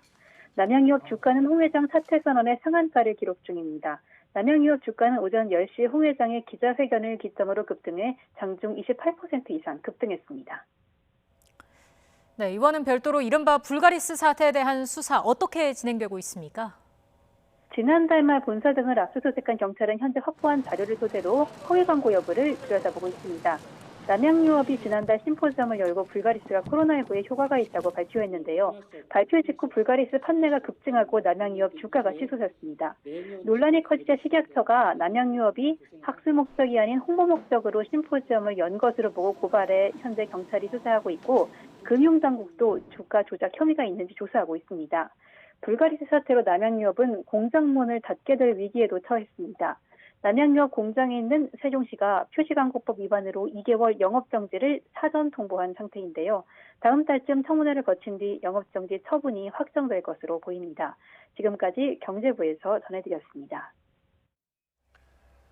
이 시각 국회에선 5개 부처 장관 후보자에 대한 인사청문회가 동시에 열리고 있습니다. 후보마다 쏟아진 의혹이 한두 가지가 아닌데 청문회는 일제히 후보자들의 사과로 시작했습니다. 국회 취재기자 연결합니다. 송재인 기자. 네, 국회입니다. 네, 특히 임혜숙 후보자와 노형욱, 박준영 후보자에 대한 논란이 집중적으로 제기되고 있죠. 네, 그렇습니다. 국토교통부 노형욱, 해양수산부 박준영, 과학기술정보통신부 임혜숙, 새 장관 후보자는 그런 만큼 청문회 시작과 동시에 일제히 고개부터 숙였습니다. 먼저 듣고 오겠습니다. 경이나 이런 것에 상관없이 굉장히 송구하다는 말씀을 드리고 싶습니다. 사려 깊지 못한 처신으로 국민의 눈높이에 부합하지 못한 점에 대해 사과드립니다. 면밀히 살피지 못한 부분에 대해서 정말 송구스럽게 생각하고 있습니다. 이렇게 후보자들이 자세를 바짝 낮췄지만 야당의 부적격 공세도 만만치 않습니다. 특히 야당이 낙마 1순위로 꼽은 임혜수 장관 후보의 경우 여자 조국이란 말부터 엄마 찬스 비판까지 쏟아졌습니다. 특히 외유성 해외 출장에 여러 차례 자녀가 동행했다는 사실이 도마 위에 올랐습니다. 청문회 현장 직접 보겠습니다. 무임승차하신 부분이 있습니까? 없습니까? 없습니다. 자비로 전부 부담했다고 했네요. 자, 배우자랑 동반 출장 간 게 4번이고 자녀들 데리고 간 게 4번입니다. 그 4번 가실 때 배우자랑 가셨을 때 같은 호텔방 숙식했습니까? 따로 잤습니까? 같은 호텔방을 썼습니다. 그런 만큼 국민의힘은 새 후보자에 대한 낙마까지도 벼르고 있습니다. 하지만 문재인 정부 후반 장관 후보자가 낙마한다면 민심 위반이 클 수밖에 없는 만큼 민주당은 방어에 주력하고 있습니다. 네, 송재인 기자. 이런 가운데 지금 여야 신임 원내대표가 상견례 자리를 갖고 있다고 하던데 어떤 말들이 오갔습니까? 네, 민주당 윤호중 원내대표와 국민의힘 김기현 원내대표는 조금 전 처음 만난 자리에서 웃으며 협치를 다짐하긴 했지만 내심 묘한 기싸움도 벌였습니다. 먼저 윤호중 원내대표는 과거 김기현 원내대표가 보여준 편안한 인상을 잊지 못한다며 그 인상을 계속 볼 수 있을지 모르겠다고 뼈있는 말을 남겼습니다. 김기현 원내대표 역시 윤호중 원내대표가 평의원이 아닌 원내 사령탑이 된 만큼 이전보다 여야 충돌을 조정해 결과를 도출하는 데 힘써달라고 요청했습니다. 여당의 독주를 견제한 발언으로 풀이냅니다. 이렇게 여야가 신경전을 벌이는 건 무엇보다 국회 법제사법위원장직 때문입니다. 앞서 김기현 원내대표는 법사위원장을 민주당이 돌려주지 않는 건 작물을 계속 갖고 있는 것과 같다며 비판했습니다. 이에 대해 윤호중 원내대표는 이미 회동 전부터 공개적인 반격에 나섰습니다. 불법 또 작물이란 표현을 쓴 건 유감이라며 협상할 이유가 전혀 없다고 쐐기를 박았습니다. 그런 만큼 지금 진행되고 있는 비공개 회동에서 법사위원장직이 화두가 될 가능성이 큽니다. 양측이 물러섬 없는 강대강 구도를 보이고 있는 만큼 오늘 회동을 시작으로 여야 원내 지도부 간 대치 국면이 본격화할 것으로 보입니다. 지금까지 국회에서 YTN 송재인입니다. 민주당에서 처음으로 이재용 삼성전자 부회장을 사면해야 한다는 주장이 나왔습니다. 국회 과학기술정보방송통신위원장을 맡고 있는 민주당 이원흑 의원은 오늘 BBS 라디오 방송에 출연해 사면 필요성이 조금 있는 정도가 아니고 아주 강력히 존재하는 것으로 생각한다고 말했습니다. 이어 코로나19 상황에서 불안한 경제와 반도체 위기 극복을 위해서 사면 필요성이 제기됐고 정부도 적극적인 고민을 해야 한다고 강조했습니다. 김호수 검찰총장 후보자가 인사청문회 준비단 사무실이 마련된 서울 고등검찰청으로 첫 출근을 하고 인사청문회 준비를 본격적으로 시작했습니다. 김 후보자는 검찰총장으로 임명되면 무엇보다 조직을 안정시키는 게 중요할 것 같다며 공정한 검찰이 되도록 노력하겠다고 밝혔습니다. 취재기자 연결하겠습니다. 강희경 기자. 네, 서울 고등검찰청입니다. 네, 김호수 후보자가 오늘 첫 출근길에서 조직 안정의 필요성을 가장 먼저 강조했다고요. 네, 어제 지명된 김호수 검찰총장 후보자는 오늘 오전 9시 반쯤 서울 고등검찰청으로 첫 출근을 했습니다. 서울고검은 인사청문회 준비단 사무실이 마련된 곳인데요. 김 후보자는 출근길에 취재진과 만나 막중한 책임감을 느낀다며 검찰총장으로 임명되면 무엇보다도 조직을 안정시키는 게 중요할 것 같다고 강조했습니다. 또 신뢰받는 검찰, 공정한 검찰이 되도록 소통하고 노력도 많이 하겠다며 청문회 준비에 최선을 다하겠다고 밝혔습니다. 직접 들어보겠습니다. 검찰총장으로 임명이 된다면 무엇보다도 조직을 안정시키는 게 중요할 것 같습니다. 내부 구성원들과 화합해서 신뢰받는 검찰, 그다음에 민생 중심의 검찰, 공정한 검찰이 될 수 있도록 소통하고 또 노력도 많이 하겠습니다. 준비단은 조종태 대검기획조정부장이 단장을 맡기로 했고 대검 인력 중심으로 최소한의 규모로 구성됐습니다. 우선 인사청문 요청안을 준비하는 작업을 서둘러 진행할 것으로 보입니다. 네, 그렇다면 인사청문회에서는 어떤 부분이 주된 쟁점이 되겠습니까? 네, 먼저 김호수 후보자가 현 정권에서 법무부 차관을 오랫동안 지내며 정치적 편향성 논란에 휩싸이고 검찰 내부에서 신망을 잃었다는 지적이 주된 논쟁거리가 될 것으로 보입니다. 실제 검찰 내부에서도 김 후보자가 정치적 중립성을 지킬 수 있을지 의문이라는 회의적인 반응이 나오고 있습니다. 김학의 전 차관 불법 출국 금지 의혹이나 월성 원전 사건 등 현 정권을 겨냥한 권력 수사가 진행되고 있는데 김 후보자가 검찰수장으로서 조직을 외풍에서 막을 수 있을지에 대한 우려도 나옵니다. 특히 이와 관련해 김 후보자가 김 전 차관 사건에 연루돼 최근 수원지검에서 서면 조사를 받았다는 점도 청문회에서 쟁점이 될 것으로 보입니다. 그런 만큼 청문회를 마친 뒤에는 우선 검찰 내부의 우려를 불식시키고 신망을 회복하는 게 최우선 과제가 될 전망입니다. 또 김 후보자도 직접 밝혔듯 윤석열 전 총장 징계 사태와 총장 사퇴 등으로 혼란기를 겪은 검찰 내부 조직을 추스르는 것도 필요합니다. 동시에 현 정부의 수건이 검찰개혁을 마무리하는 작업도 진행해 나갈 것으로 보입니다. 지금까지 서울고등검찰청에서 YTN 강희경입니다. 부실 식단부터 간부의 폭행 등 군 내부의 제보가 잇따르는 가운데 이번엔 훈련 중 다친 병사에 대한 군 병원의 오진과 가혹 행위로 제대로 걷지 못한다는 주장이 제기됐습니다. 국방부는 이번 사안을 엄중하게 받아들인다며 유감을 표명하고 군 병원 적극 개선책을 마련하겠다고 밝혔습니다. 국방부 취재기자 연결합니다. 이승윤 기자. 네, 국방부입니다. 네, 이번 폭로도 부실 급식 문제가 처음으로 드러난 페이스북 커뮤니티 육군훈련소 대신 전해드립니다에서 터져 나온 거라고요. 네, 그렇습니다. 아들이 육군상무대 근무지원단에서 복무 중이라고 밝힌 A씨는 아들이 지난해 11월 유격 훈련 당시 어깨동무하고 앉았다 일어서기 300회를 하던 중에 인대가 파열됐지만 제때 치료받지 못해서 5개월째 잘 걷지 못하고 있다고 주장했습니다.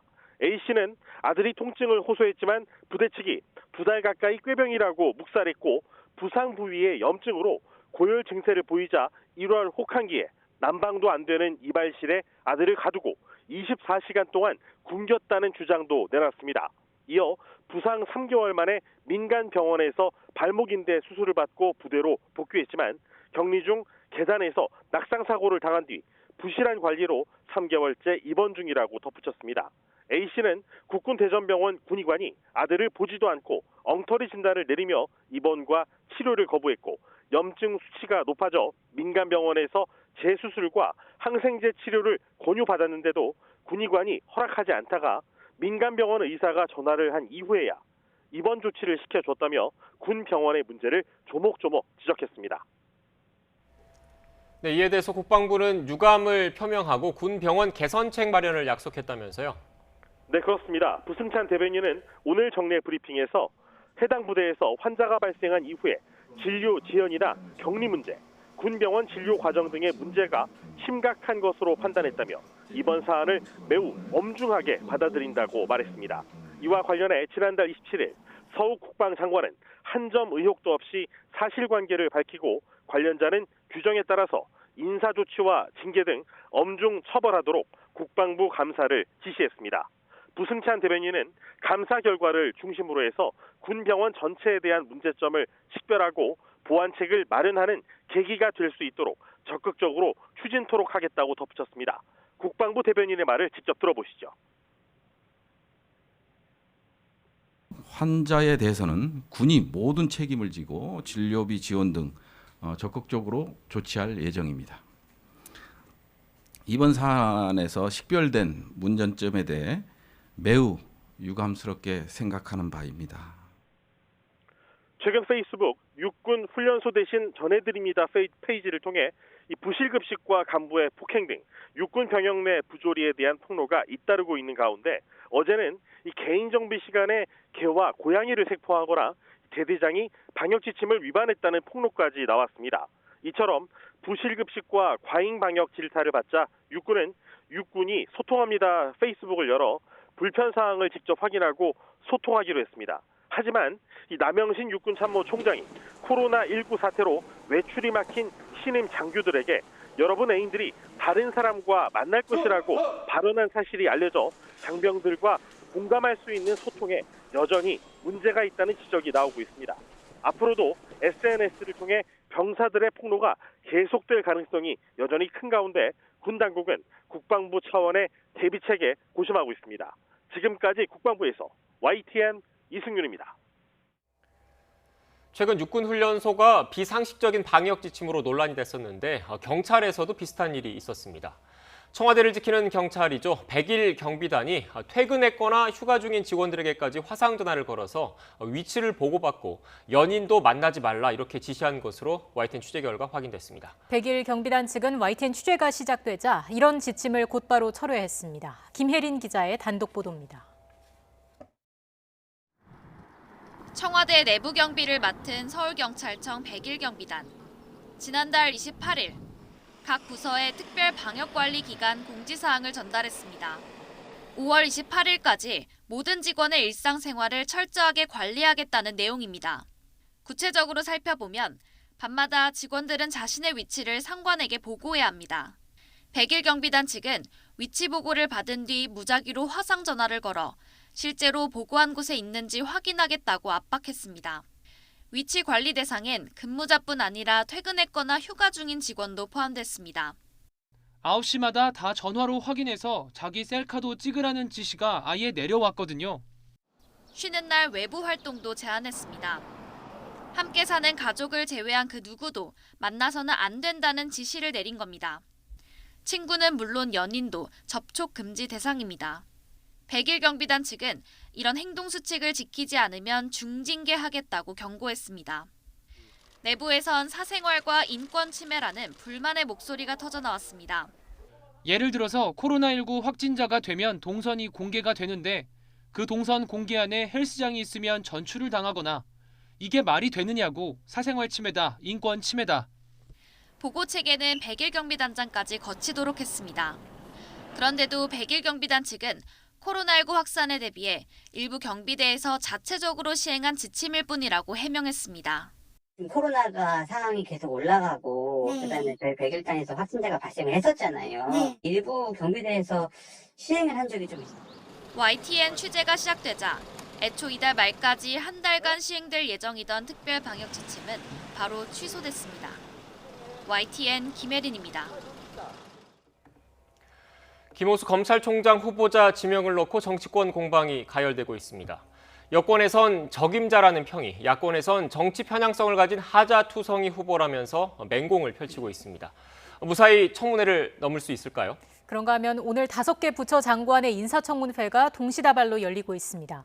각종 의혹에 대해 후보자들은 사과부터 하며 자세를 낮췄는데요. 두 분 모시고 전국 현황 짚어보겠습니다. 박진영 더불어민주당 전 상근부 대변인, 윤기찬 국민의힘 법률위 부위원장 나오셨습니다. 어서 오십시오. 네, 안녕하세요. 안녕하세요. 앞서 전해드린 대로 김호수 검찰총장 후보자 지명을 놓고 여야의 반응이 극명하게 엇갈리고 있습니다. 먼저 관련된 녹취를 듣고 대담 이어가겠습니다. 김호수 전 법무부 차관이 검찰총장 후보자로 지명된 것을 환영합니다. 김호수 후보자는 법무부 차관으로서 검찰개혁의 실행 작업을 이끈 경험이 있습니다. 그런 만큼 검찰개혁의 후속 작업을 마무리하는 데 가장 적임자라고 생각됩니다. 국민의 인권을 보호하고 법과 원칙을 수호하는 검찰로 이 검찰을 탈바꿈해 나가는 데 앞장서 주길 바랍니다. 대법원장이라는 사람은 대놓고 거짓말하고, 법무부 장관은 재판을 받는 피고인이고, 법무부 차관은 범죄 혐의가 이미 객관적 증거에서 드러난 피의자이고, 검찰총장은 또 수사 대상자이고, 언제 피의자가 될지 모르는 이런 법률관계 최고 수장 자리에 전부 하자투성이 사람만 앉히겠다는 이 정부를 보면서 정말 캥기는 게 만한 모양이다. 네, 조금 전 들으신 것처럼 여야의 반응을 한마디로 좀 요약하면 여당 쪽에서는 적임자다, 야당 쪽에서는 하자투성이다, 이런 걸로 좀 정리를 할 수 있을 것 같은데 각자 이렇게 그 극과 극의 평가를 내린 이유에 대해서 보충 설명을 좀 해주시겠습니까? 글쎄요, 일단 적임자라고 하는 부분은 이제까지 이분이 지속적으로 총장이라든가 장관 물망에 올랐지 않습니까? 그만큼 한편으로 보면 좀 유능한 측면이 있다라는 반증일 수 있다는 생각이 들고요. 법무부 차관을 하면서 제가 기억하기로 조국 장관이 사퇴했던 시점인데 그 당시 이제 장관 권한 대행됐습니다. 권한 대행하는 와중에 이 검경 수사권 조정 관련해서 이 법무부의 이제 직접 수사권 폐지 부분이라든가 이런 부분들에 대해서 직접적으로 추진해본 경험도 있고, 이런 측면에서 좀 사실 큰 개혁이 있겠습니까? 정권 말기에 이제까지 추진된 것들을 종합적으로 정리하는데 적임자가 아닌가, 이런 취지에서 여당에서는 그런 판단을 내린 것 같습니다. 네. 예, 야당에서는 어떤 점이 가장 큰 문제라고 보시는지요? 지난 김호수 후보자의 이제 지난 행보 자체가 정치적 중립성 내지 검찰의 독립성을 보장할 수 있는 총장으로서의 역할을 할 수 있는지에 대해서 의문이 드는 것은 사실이죠.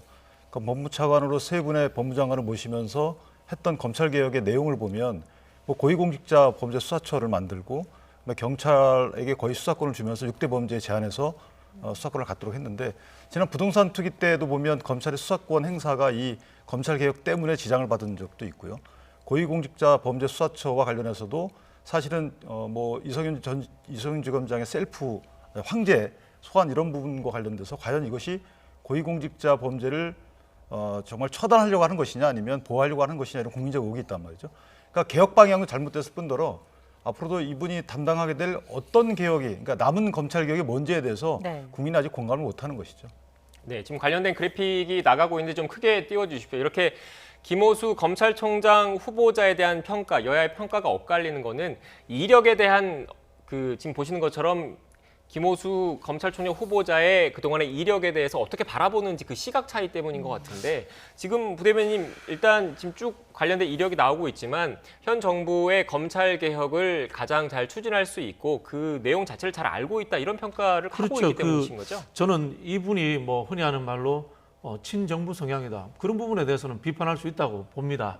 그러나 이제 정부가 추진했던 부분들, 이 여당이 추진했던 공수처에 찬성해서 적극적으로 추진했다. 그다음 검경수사권 문제, 검찰개혁을 추진한 것은 당시에 있는 법무부 차관으로서 당연히 정부의 이 기본적인 방향에 의해서 같이 할 수밖에 없는 저는 그런 일이라 이런 생각이 들고요. 정치적 평양이라고 하는 것은 저는 뭐 절대 동의가 되지 않습니다. 정치적 평양이라고 한다면은 윤석열 총장처럼 그런 발언들을 하고 나와서 정치하고 그래야지 그게 정치적 평양 아닌가요? 뭐 제가 예를 들어서 이분에 대해서 정치적 편향성에 대해서 우려한다면은 또 여기 뭐 청문회에서 그런 질문 한번 하시면 안 되겠습니까? 총장님도 나와서 정치하실 의향이 있습니까? 여기서 약속하시죠. 라든가 이런 식으로 가야죠. 정부의 개혁 방안과 동의했다고 해서 그분이 정치적 편향성이 있다. 이거는 저는 절대 동의할 수 없는 부분입니다. 어떤 말씀해 주시겠습니까? 근데 이제 제일 큰 것은 사실은 이제 정치적 편향성이 있다는 인물은 원래 아니에요. 행보가 그래서 그랬다는 거지. 평도 뭐 나쁘지는 않습니다. 내부 평은. 다만 이제 그동안의 행보를 보면 조국 전 장관의 수사를 할 때 윤석열 총장을 배제하는 뭐 수사팀을 만들자 이런 제안 자체가 윤석열 총장이 수사를 그 당시 열심히 하던 때였거든요. 그렇다면 검찰의 기능이 수사를 하는 것인데 이것을 막기 위해서 다른 수사팀을 만들자, 지휘권을 배제하고 이런 이제 의혹을 받는 제안을 했다는 것이죠. 그런 분이 검찰 수장으로 가게 되면 뭐 수사 대상자에 따라서 수사 기능이 작아지고 커지고 이럴 수 있는 여지가 있다는 것이고 또 하나는 아직 검찰의 6대 수사 범죄 중에 선고 범죄가 있단 말이에요. 근데 선고 범죄가 있는데 이제 내년이면 선고 국면이에요.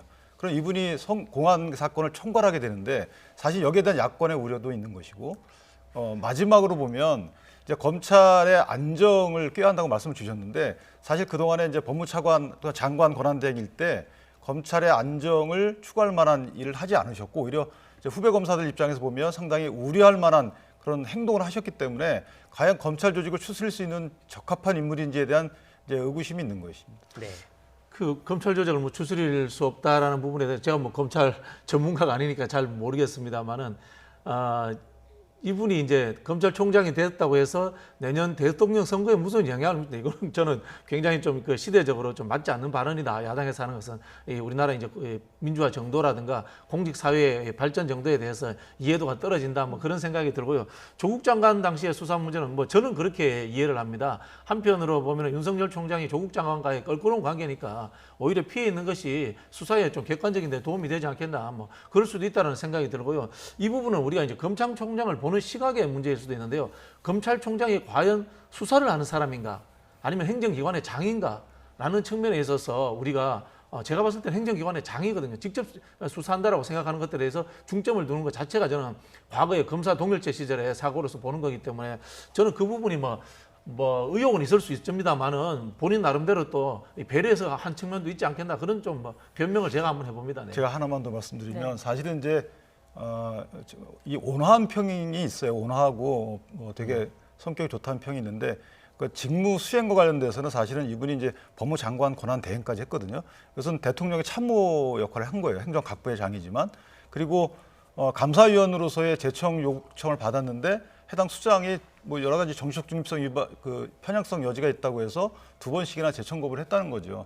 이런 일련의 과거의 행적이나 거기에 대한 평가를 비춰볼 때 그보다 더 훨씬 정치적 중립성이 요구되는 총장의 직에 어울리겠느냐. 그러니까 사람을 떠나서 그분이 이 직에 과거 행태에 비춰서 이게 어울리겠느냐에 대한 이제 야당의 비판이 있는 것이고 이것은 사실은 저는 개인적으로 대통령께서 아마 상당히 반영할 걸로 예상을 했지만 결국은 모든 분의 예상대로 이제 다시 후보 지명이 됐는데 좀 아쉬움이 있는 것이죠. 네, 김오수 후보자 관련해서 또 다른 쟁점도 하나 좀 짚어보겠습니다. 앞서 이성윤 서울중앙지검장이 검찰총장 후보로 유력하게 거론이 됐는데 이 김학의 전 차관 관련된 사건으로 어떻게 보면 검찰의 수사 대상이 된 상태지 않습니까? 그게 이번에 총장 후보 탈락에 좀 영향을 미쳤다라는 일각의 분석도 있습니다.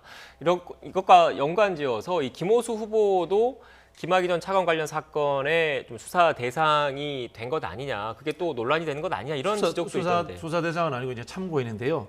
저는 그 일들을 보면서 대한민국 검찰은 이거는 직업별로 또 뭐 고검별로 충분히 중립성과 독립성을 누리고 있다고 생각을 합니다. 대한민국에서 총장 지명 그 추천으로 빤하게 거론되는 사람을 이틀 전에 서면 조사한다는 게 뭡니까? 한편으로 보면 총장 추천 과정에 의구심이 있도록 영향을 미치겠다는 그런 취지로도 보이지 않는가요? 그런 측면에서 저는 검찰 내부에서 스스로 정치하는 측면도 있고 스스로 독립적인 역할들을 충분히 누리고 있는 상황인데 이 검찰총장이 친정부 인사라고 해서 이게 뭐 크게 저는 뭐 검찰이 동요하고 이렇게 바뀌겠습니까? 한번 우리 한 2년 동안 기간 한번 보십시오. 보시면은 검찰은 전혀 그 주눅들지 않고 자기들만의 독립성을 충분히 누려왔습니다. 누리고 난 뒤에 지금 사퇴하고 난 뒤에 가서 이 대선 후보 나가겠다는 이런 총장도 있는 그런 나라입니다. 그런 측면에서 저는 우리가 생각하는 것은 과도한 기우다 이런 말씀을 드리고요. 앞에서 제가 말씀드렸지만 총장이라는 자리가 정치적 중립성이 요구되는 자리입니다. 그럼에도 불구하고 그 자리 역시 대통령의 참모라는 성격도 같이 가지고 있다는 것을 우리는 알아야 됩니다. 네, 지금 그 말씀하신 걸 좀 정리를 하면 수사 대상 논란에 대해서 그렇게까지 확대 해석을 해서는 안 된다는 말씀이신 거잖아요. 결국은 그냥 수사에 참고적으로 관련된 내용을 좀 전했을 참고인이고 뿐이다. 어떻게 보면은 수원지검에서 갑자기 이틀 전에 총장 추천 후보가 되는 상황에서 갑자기 서면 질의를 했다 이렇게 볼 수도 있는 겁니다. 네, 의견 주시죠. 갑작스러운 것 같지는 않고 아마 조사에 응하지 않았던 걸로 또 알려지기도 했어요. 그런데 김호수 차관이 그 당시에 차관 신분일 때 박상기 장관이 없었기 때문에 불법 출금 과정에서 보고를 받았다는 거예요. 그러면 보고를 받고 나서 어떤 조치를 왜 안 했는지 여기에 대한 이제 조사가 불가피한 것이고 여기에 이제 우리가 눈여겨봐야 될 부분이 지금 이제 이성윤 지검장도 조사를 받았잖아요. 그리고 이 인사검증을 하는 민정수석실의 민정비서관도 사실은 조사를 받았단 말이죠. 같은 사건이에요. 거기에 서면 조사든 아니 참고인이든 피의자든 어쨌든 간에 거기에 또 총장 후보자께서 또 조사를 어쨌든 받았어요. 한 사건 갖고 이렇게 세 검증기관, 그다음에 총장 후보자, 더 나아가면 박범계 장관은 사실은 이제 피고인 신분이잖아요. 다른 사건이지만 이런 재청권자, 검증권자, 후보자가 이렇게 수사를 받거나 아니면 기소돼가지고 재판을 받을 만한 이런 상황인 분들이 이게 우연이냐? 사실은 검증 시스템의 부재 아니면 인사 철학에 문제가 있는 거 아니냐? 이런 이제 논란이 있는 것이고 김호수 차관의 경우에는 사실은 본인이 그 점에 대해서는 크게 해명을 안 했단 말이죠. 서면 조사 받은 거에 대해서 오히려 이 검증할 때 후보자의 그 조사 내용에 대해서 본인 스스로 밝히는 것이 최소한 국민에 대한 도리다. 이제 인사청문회가 곧 열리겠지만 어쨌든 그때라도 밝혀서 거기에 대해 이해를 구하는 것이 우선돼야 된다 이렇게 생각합니다.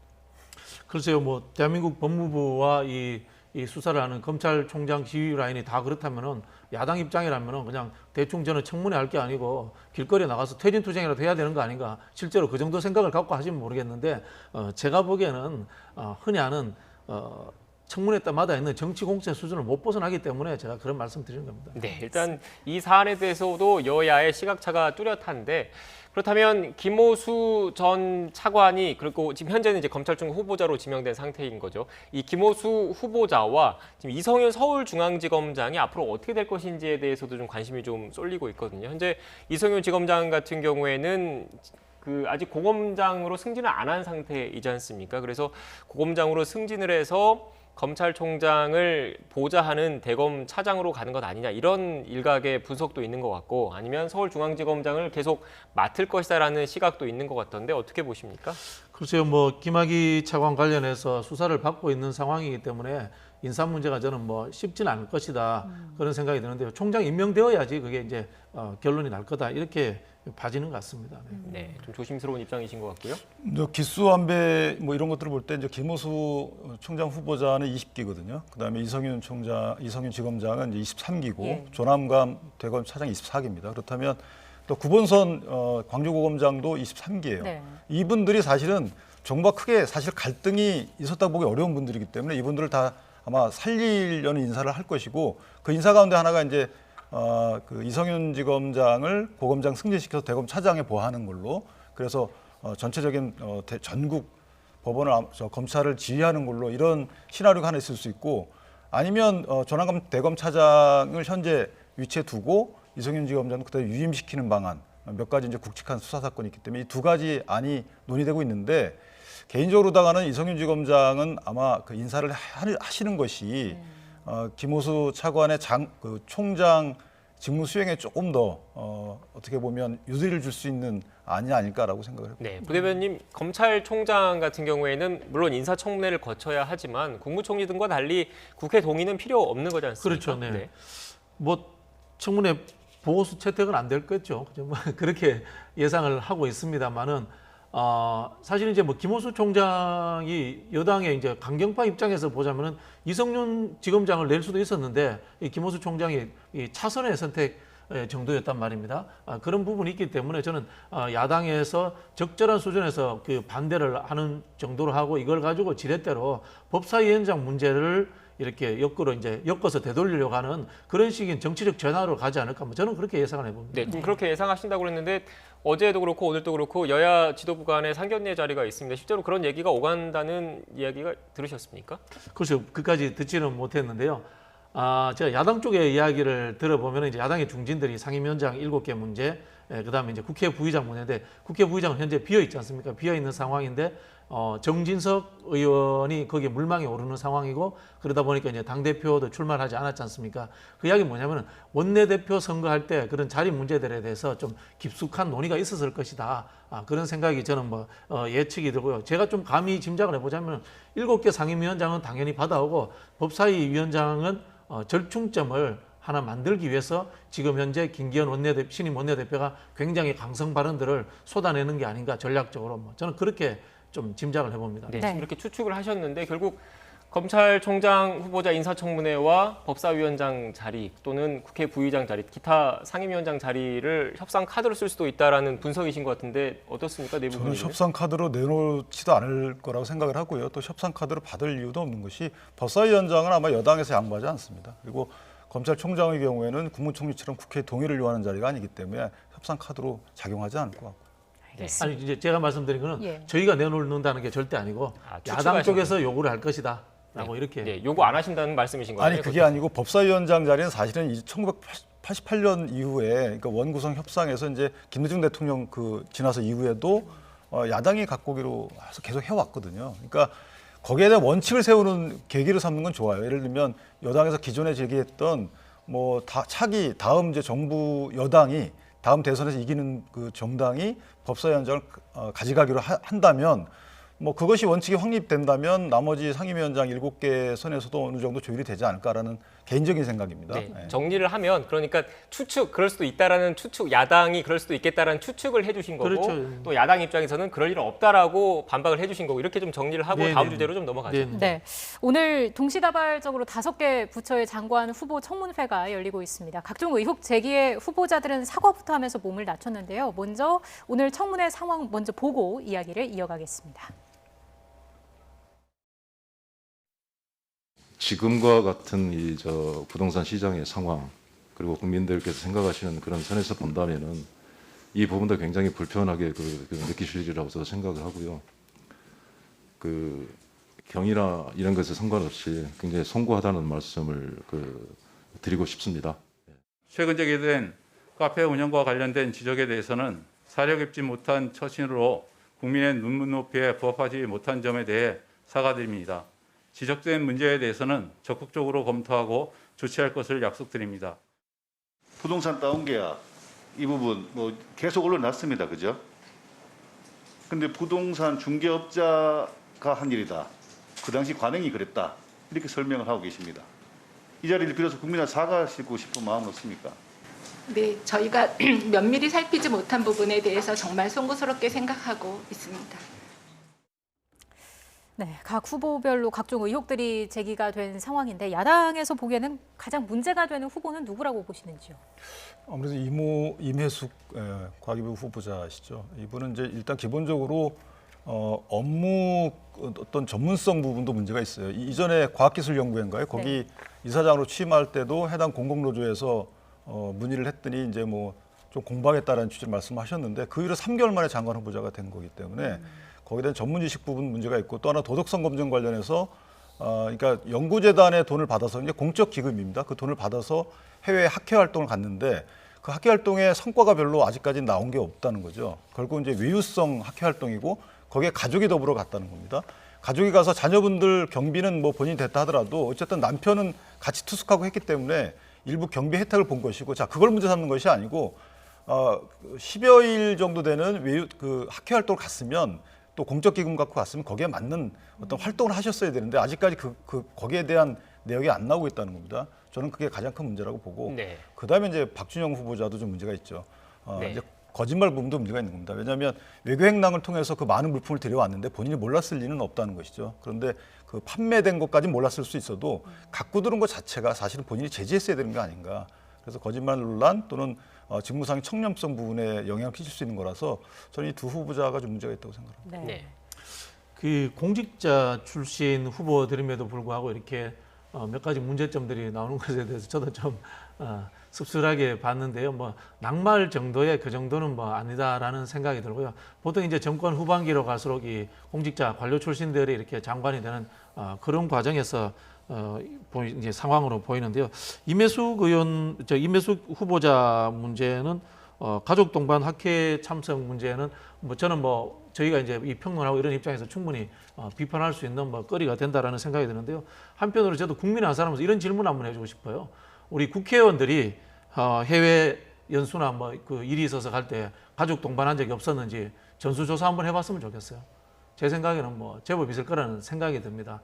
그렇다면은 이번에 임혜숙 후보자 건으로 그런 좀 관행들 한번 이 고위공직자들과 국회나 이런 데서 좀 싹 한번 없애는 좀 계기가 되었으면 좋겠다라고 역으로 역지사지로 제가 한번 질문 한번 드리고 싶습니다. 네, 비판받을 부분은 비판받아야 되지만 뭐 다른 또 제안을 해주셨는데 앞서 보신 것처럼 관련된 그래픽 다시 한번 띄워주십시오. 그 후보자들이 송구하다, 뭐 사과드린다 이런 말과 함께 또 이런 해명을 내놨습니다. 그 아까 그 세미나 참석과 관련해서는 자비로 자녀 세미나 참석 비용은 자비로 충당을 했다 이런 해명도 있다라는 말씀을 참고로 시청자 여러분들께 드리고요.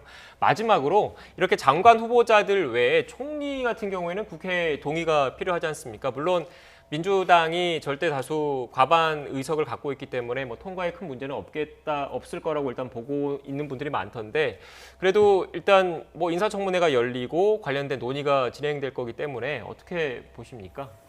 일단 뭐 그 정당인이시잖아요. 그분 이제 정당인이시고 행안부 장관도 지내셨지만 어쨌든 당 대표도 도전했던 정말 정당인이시기 때문에 대선 관리쯤의 총리로서는 조금 더 중립적인 인물이 낫지 않았을까. 물론 도덕적인 부분은 큰 부분은 없어요. 라임 관련해서 이제 따님과 사위분이 그걸 가입했다 이런 특혜 의혹은 있지만 아직까지 크게 밝혀진 바는 없고 하기 때문에 도덕성 검증보다는 총리로서의 그 해당 시기에 맞는 역할이 과연 충실할 수 있을 것인가에 대한 우려는 있죠. 야당에서. 그래서 거기에 대한 본인의 소회를 앞으로 다짐을 밝히는 장이 되지 않으면 사실은 좀 청문회 통과가 야당 협조하에 통과가 쉽지는 않을 것이다 이런 생각합니다. 저는 뭐 전형적인 엄포용이다 이렇게 보고 있는데요. 만약 야당에서 이 총리 이 청문회 이제 보고서 채택 동의 관련해 가지고 아마 자유투표 한다면은 찬성이 훨씬 더 많이 나올 걸요. 야당 의원들도요. 저는 그렇게 예측을 하는데요. 아까 전에도 말씀드린 것처럼 이 한국 사회가 이렇게 발전했는데 이 뭐 대선의 뭐 관권선거다 이거 자체가 구시대적 발상이다 저는 그런 생각이 들고요. 정당 출신이 총리가 안 된다 그 이야기는 정당 정치와 책임 정치에 대해서 부정하는 이야기입니다. 그렇게 말씀하실 거면요 민주당 출신 국회의원으로서 장관가 있는 사람들 다 나오라고 해야죠. 앞뒤가 하나도 안 맞지 않는 말씀이다. 저는 여기에 대해서 좀 비판적으로 말씀드리겠습니다. 네, 알겠습니다. 오늘 5개 부처 장관 인사청문회가 열리고 있지만 앞으로 또 국무총리 후보자 그리고 검찰총장 후보자의 청문회도 예정돼 있기 때문에 이 청문회 전국이 좀 더 이어질 것 같습니다. 지금까지 박진영 더불어민주당 전 상근 부대변인, 윤기찬 국민의힘 법률위 부위원장과 함께 전국 관련된 이야기 나눴습니다. 오늘 말씀 고맙습니다.